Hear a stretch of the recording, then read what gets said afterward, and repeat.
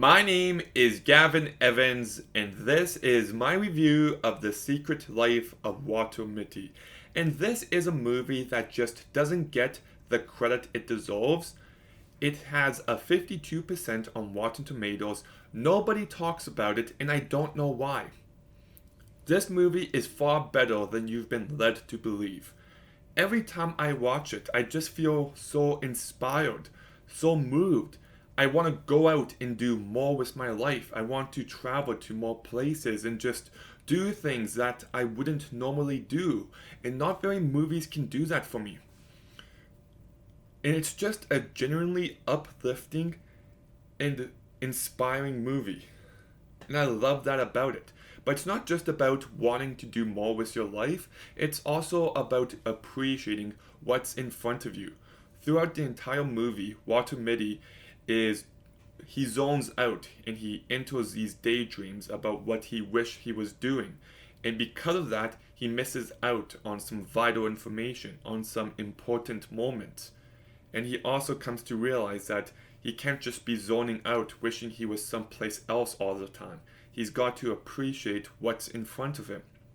And I love how the daydream sequences, there's a lot in the first act, but there's not much else in the rest of the movie. Once he starts going out and doing more, he doesn't have to daydream as much, and I really like that. I also think it's about how love can push you and make you a better person. I thought that was a great angle to this movie.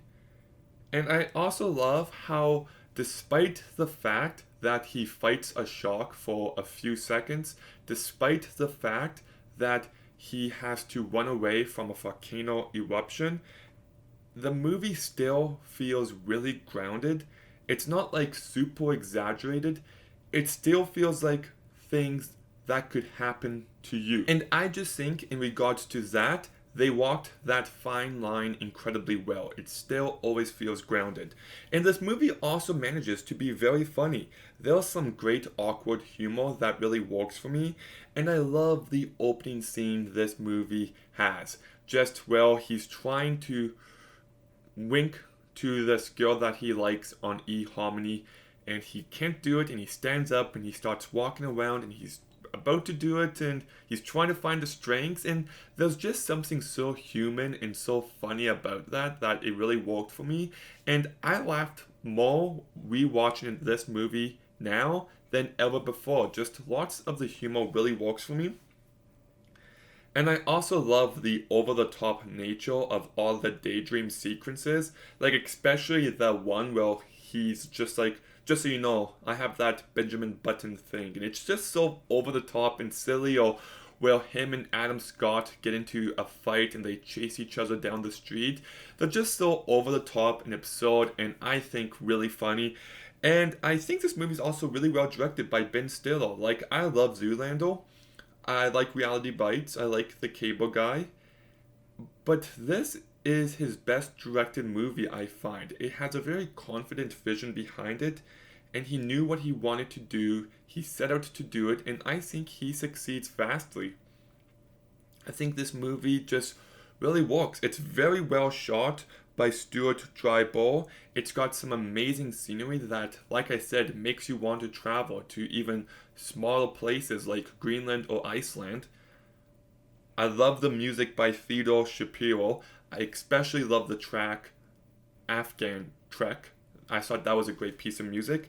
And I love the use of the soundtrack here. You've got Dirty Paws by Of Monsters and Men, which, if you know me, you know I love Of Monsters and Men. They're such an underappreciated band, and anytime a movie uses one of their songs, I'll always be happy about it, and I love the use of Dirty Paws here. I love the use of Stay Alive and Step Out by Jose Gonzalez, I believe is his name. I love the song Lake Michigan by Rogue Wave.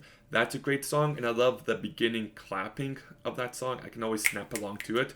And I also love the use of Space Oddity and how it's mentioned at the beginning of this movie, but then it actually has importance to the character of Walter Mitty. So all of that really works for me. And this movie just got moments like of him longboarding down this hill that just captures a certain movie magic, and I think the entire cast does a fantastic job.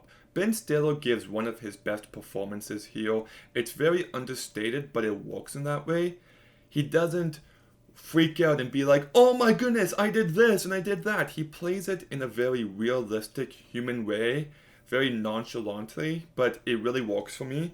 And I love how there is depth to the character. You know, when you find out his backstory and kind of why he got complacent in life, they do give him some sort of depth without drawing too much attention to it. And I also just love how by the end, the way he looks, the way he acts, he feels like a totally different person and you buy the character transformation. You also got Kristen Wiig, who I think is fantastic here as well. This is one of her better performances. She's not in it a lot, but she feels very real here. And she's got plenty of charm and sweetness to her without trying too hard. And she's funny when she needs to be. And I thought everything about their romance felt really realistic. Like it's just two older people who've gone through a lot, who are just trying to connect. And I really like that about this movie. You've got Catherine Hahn, who I think does a fine job. You've got Shirley MacLaine, who's good. You've got Adam Scott, who plays the asshole in this movie, and he actually does it very well, but it's so weird because I'm so used to seeing him be the nice guy in everything he's in, but he's good in this movie, and I actually think that he provides some nice humor to it. I think Patton Oswalt's good in this movie, and you've got Sean Penn, who's only in one scene, but I love the one scene he's in. I just found it to be very profound. Well, he goes all this distance to capture this one picture, and then it's right there in front of him, and he just decides not to take it, just to keep that moment for himself. I don't know. I'm very old man-like when it comes to the topic of cell phones and videos and pictures in everyday life and how people have to record everything, and there's just something to be said about just enjoying moments that happen. You don't have to hold on to a picture of everything, just enjoy it while it lasts. But yes, I do love this movie. My only issues are that the pacing is a bit odd. Like, he goes to Greenland, then Iceland, but then he comes home for like 15 minutes, and it's not like this 15 minutes is bad or anything, it's very well written, but then it's just, he goes out again, and it's just like, okay, like, when he was home the first time, after everything, it felt like the movie was starting to wrap up, that it was cooling down, but then he goes out again, and everything from that point forward is still great, but just pacing-wise, it feels a bit off to me.